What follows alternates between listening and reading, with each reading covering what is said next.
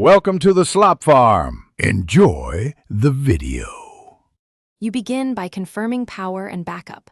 Plug the iPad Pro into power and verify battery is at least 50%.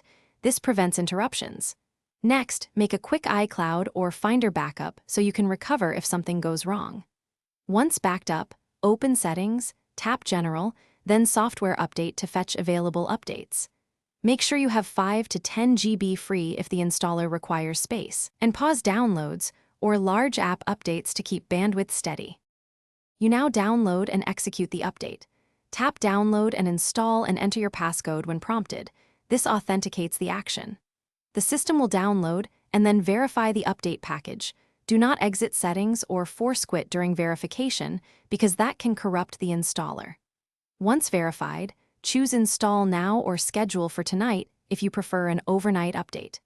Make sure the iPad stays connected to power and Wi-Fi. This ensures the installation completes without stalling or partial installs.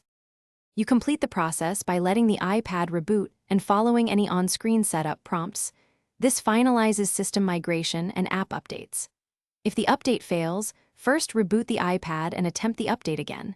That often clears transient errors. Make sure you still have the backup before trying more aggressive fixes. If problems persist, enter recovery mode with a Mac or PC to reinstall iPad OS or contact Apple support. One key tip: don't restore a backup mid-update. Finish the install first. Thanks for watching. Consider subscribing if we helped you today.